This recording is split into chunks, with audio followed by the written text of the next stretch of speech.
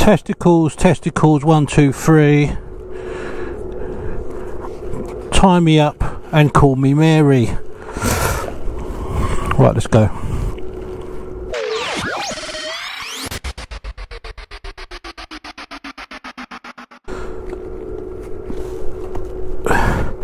I tell you, every time I leave work, I do the old Columbo pat down, check I've got everything.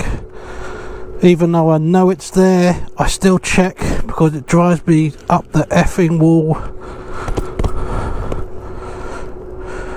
Phone, keys, wallet, zips are done up. Right, let's get the hell out of here.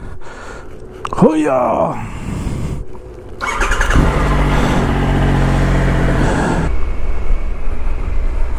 Alright, so I just thought I would do a little post lockdown, albeit post not full lockdown anymore, ride home from work.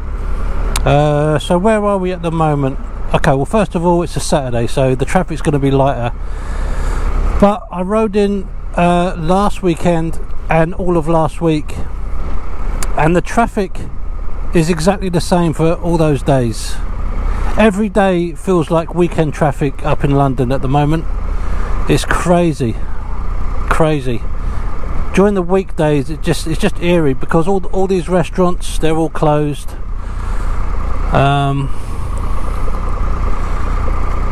So, but you know, I mean, as shitty as this situation is,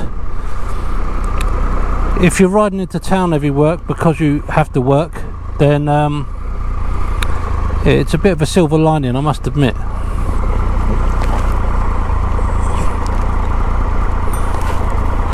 It's about the only silver lining on this. Whoa, look at that Lambo on this thing, but there you go. So yeah, I'm going to this is basically, so I know a lot of you guys, certainly Teapot One knows what it's like to ride in London.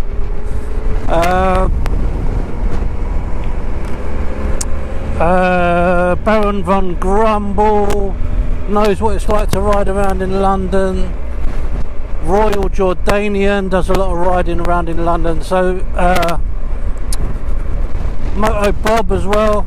They're all sort of pretty regular London riders, so they know what this is all about. But this is more for you guys out in America and Australia and elsewhere that just want to have a little off the beaten path trip around London. Come join me and let's see what we can jolly well see.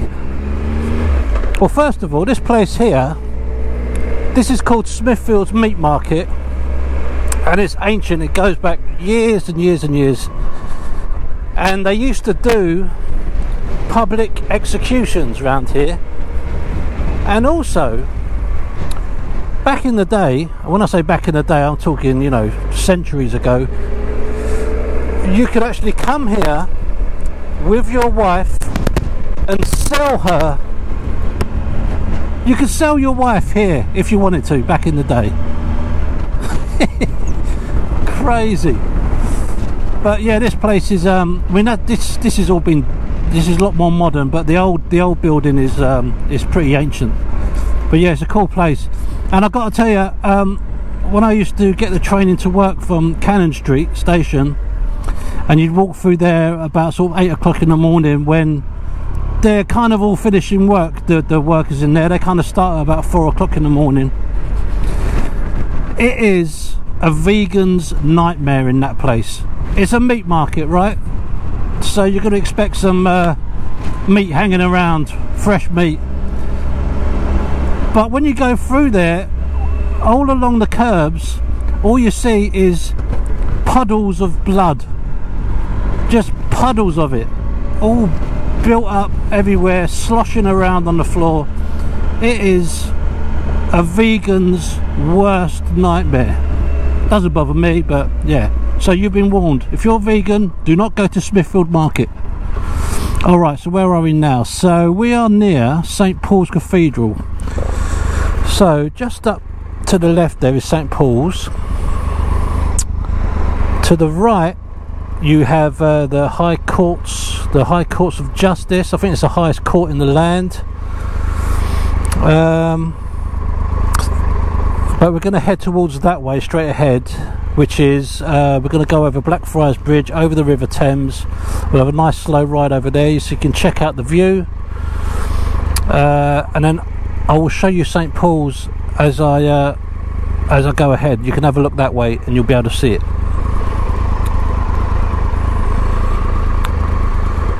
I'll tell you what I've seen a lot more of is cyclists, because a lot of these guys, they don't want to get public transport, and I really don't blame them. Well, let's see if we can see St Paul's. Hey!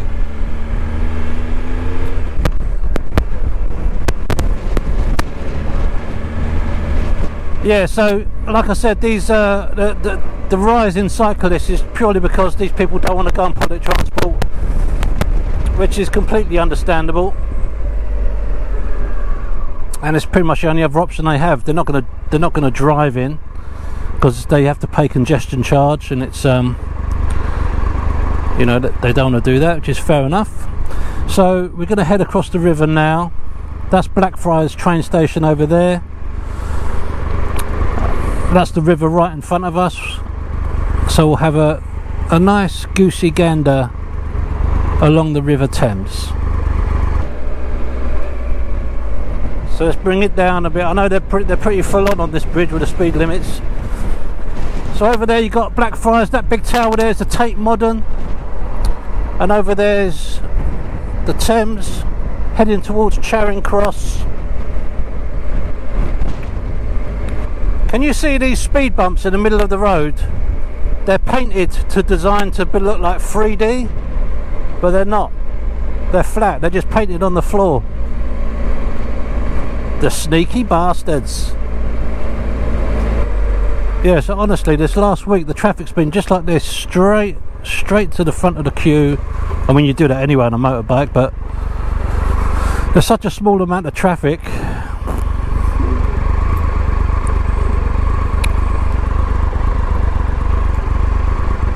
It's really nice at the moment, riding into town. So just along here, there's quite a cool little photo stop. I took a picture of my bike. See where these lights are?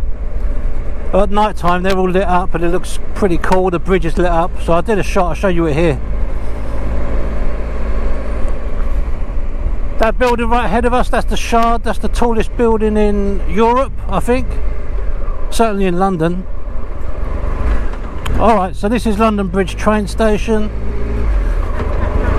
Any day of the week this place is rammed, especially on a nice day like today, but at the moment it's dead. So we're going to head into Bermondsey, and Bermondsey is one of those kind of places where, you know, 20 odd years ago, I wouldn't say it was a no-go area, but it had a reputation like a lot of places in London did. I mean, it's similar to places like Brixton, Peckham, New Cross, Deptford, Lewisham. I mean, and I can say that because I was born there and I know what it was like. So yeah, they had a real sort of dodgy reputation. Not bad, not awful, but you know.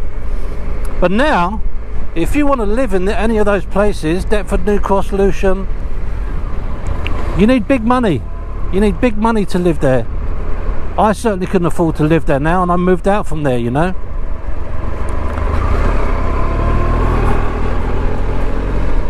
Yeah, it's crazy. Now, what's the word it's called where they, you know, all the sort of middle classes move into these, what were previously impoverished areas? Gentrification, that's the word I'm looking for.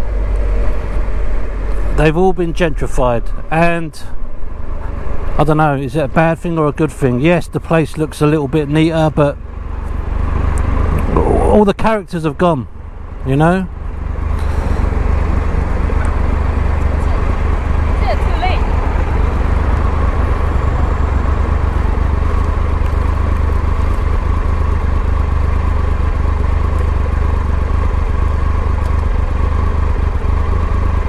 And all those people that had to move out because they was priced out of the market, where are they now? That's the thing. Anyway,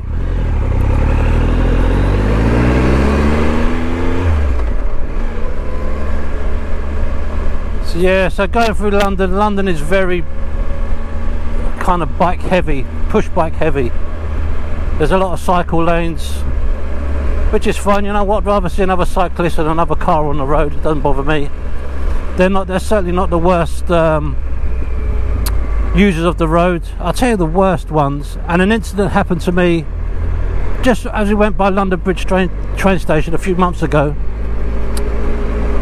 This lady was on her phone walking along the pavement, and I swear to God, she walked right out into the busy road, didn't look left, she didn't look right, and she almost got wiped out by a taxi. And despite that, she made the same mistake 10 seconds later, and I almost took her out. I couldn't believe it. I could not believe it.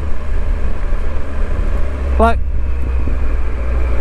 how important is that phone call that you're willing to risk your life? It's insane. But the good thing is, a vast majority of this journey, you can actually ride in the bus lanes for a great deal of it, which is pretty cool. Definitely helps. Oh, well, this sucks.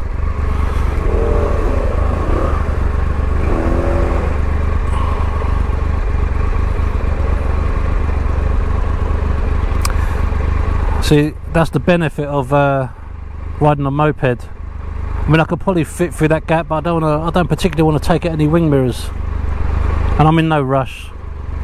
That's the thing. I always let moped riders go ahead of me. You know, the Uber drivers and all that. Oh my God! Did you see that guy carrying a plane of glass? Shit, that is asking for trouble. Yeah, I always let these people go ahead of me. They always seem to be in a mad rush, which is kind of understandable. It's what they do for a living, I suppose. But you know what, the way I see it is, even if I overtake one car, it's a victory. You know, I'm already ahead, so that's fine with me. So one thing I forgot to mention in the previous vid I've done, I've actually surpassed 1,000 subscribers. I'm up to like 1,060 now or something like that. Unbelievable. So I just want to thank every one of you for taking the time out to watch and to comment. It's fantastic, so I really do appreciate it. Actually, I did leave a little note on my on the YouTube thing, because now as soon as you pass 1,000 subscribers, you can leave notes on there. You know, post a note.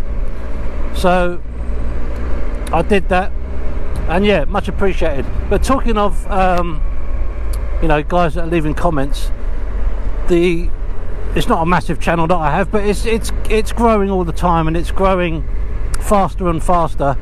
And I think as a result of that, I'm attracting, you know, the certain type of person that, you know, if they watch what I do and they don't like it, they like to have a little dig. You know, they like to leave negative comments, which is you know, I knew it was going to happen, and it's happening quite a bit.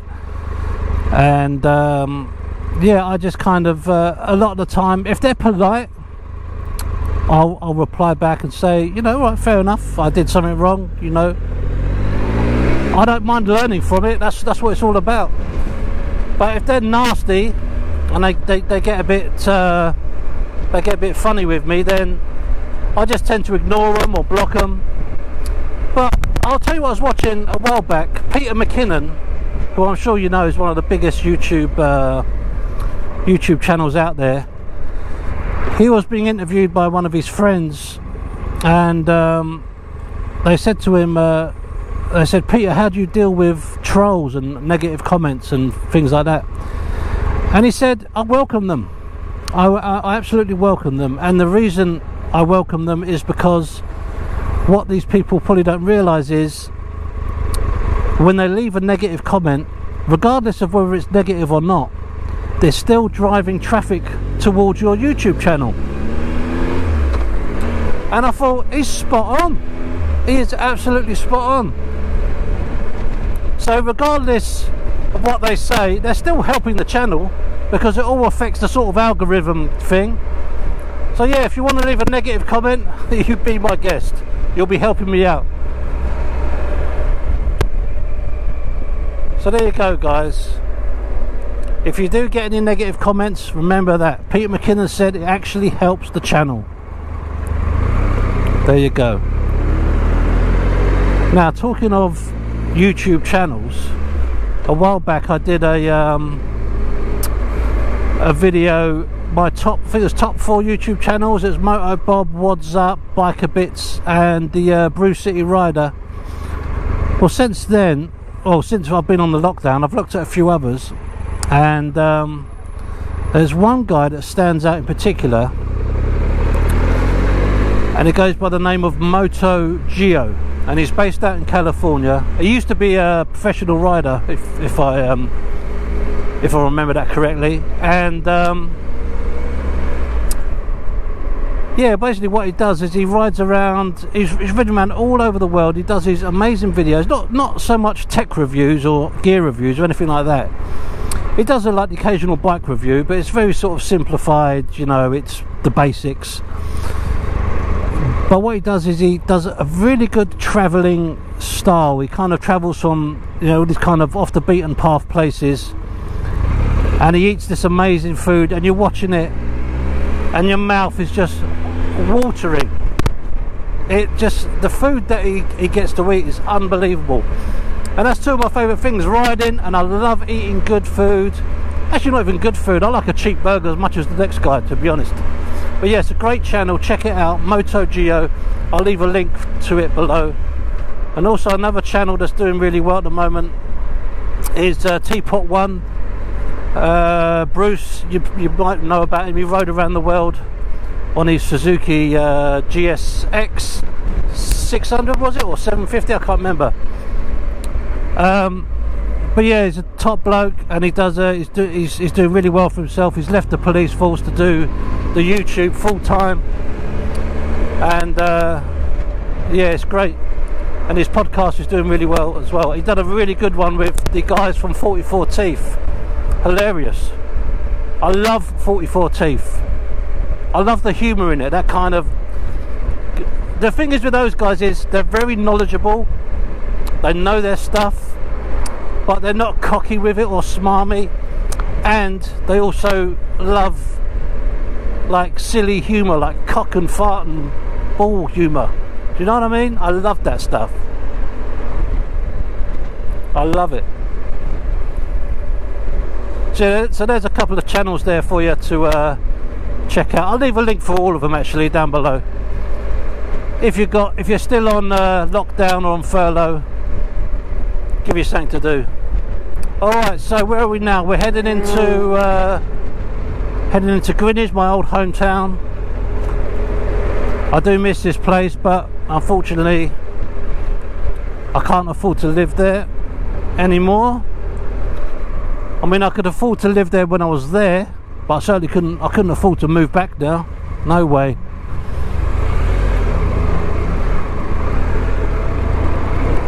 The thing is with my house,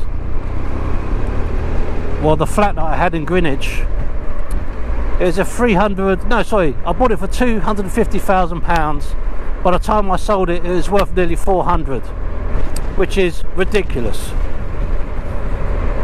But the house I bought was 310, and that's got 3 extra bedrooms, a front garden, a back garden, and a garage, and a loft.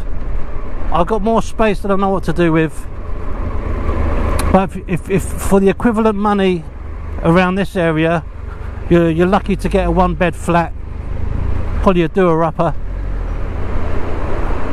It's just mad around here, mad.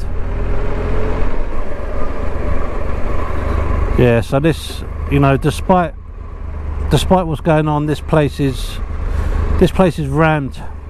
It's always busy on a weekend, especially in weather like this. Actually, if you're ever going to visit London, I recommend you visit Greenwich. It's a beautiful place. But boy, do you have to pay to live here. Right through the nose. No mucking about. That's the Queen's House over there in the National Maritime Museum.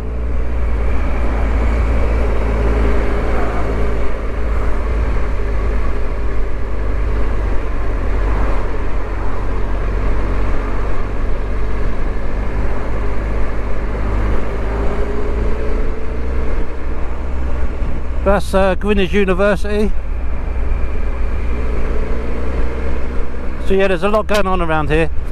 And yeah, if you do come over to London, check it out. Go into the Blackheath Park. I'll show you where that is in a second.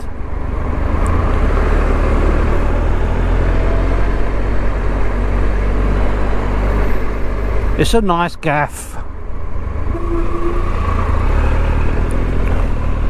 And just along here, this place here, one of the best kebab shops I've ever been in. Oh my god, I love a kebab. Top 3 takeaways. Number 3, Chinese. Oh my god, shredded duck pancakes, chicken chow mein, yes. Number 2, a cheeky Ruby Murray. Oh god, curry. Top curry is, for me, chicken dansak, pilau rice, a pashwari naan bread, and a bottle of Cobra beer. Oh my god. But oddly enough, my top takeaway treat has to be a dirty kebab. I love a kebab. I'm not talking about the chicken shish or your lamb shish kebab, you know, your actual proper meat. I'm talking about your dirty, greasy, rotating elephant leg in the window. Scrape that boy off, stick it in a pita bread and give it to me. Oh, you know what, I know they're bad, but god, they taste good. I mean, you'd be dead if you had one every day. You'd be dead in a week. So yeah, I'll definitely restrict the intake of the old greasy elephant leg.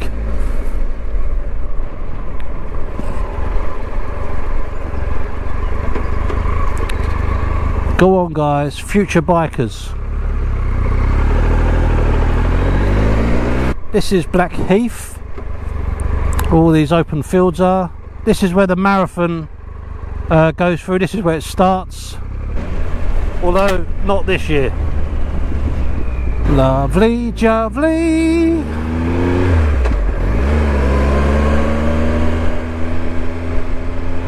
So as far as little small twisty London roads are concerned, that's pretty much it. Now we're heading onto the A2 and I'm about 4 miles from home now. So all in all, it's not a bad little trip into work. I can do that on a good day, 35-40 minutes.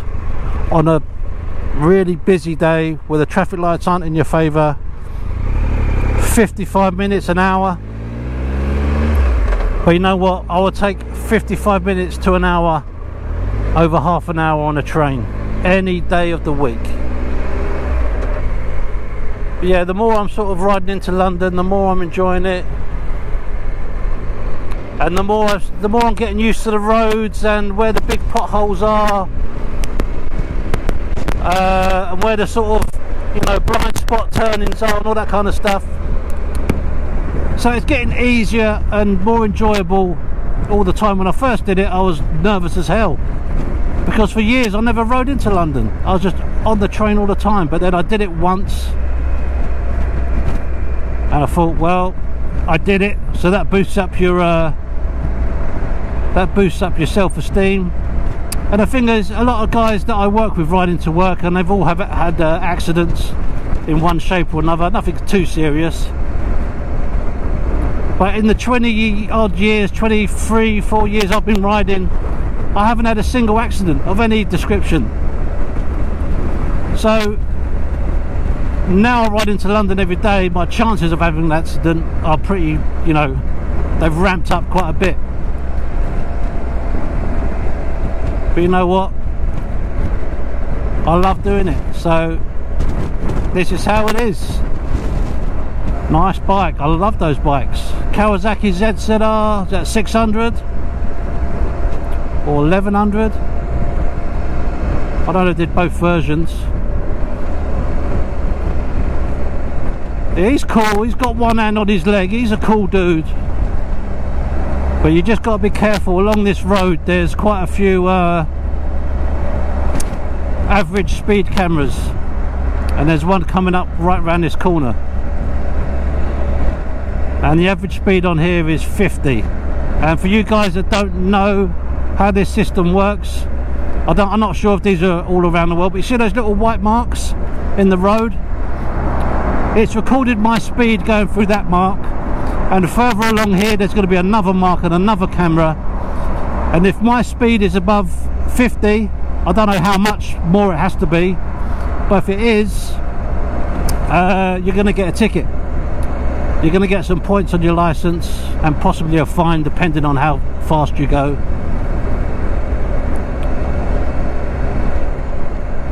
Yeah, average speed cameras, they're sneaky bastards. So yeah, the bike feels great, you know, after all the work that's been done on it. It's really, you wouldn't think electrics would affect the way how it runs in terms of how smooth it is, but maybe it's just in my head, but it feels a lot smoother than before when I dropped it off. 30,000 miles this bike has done.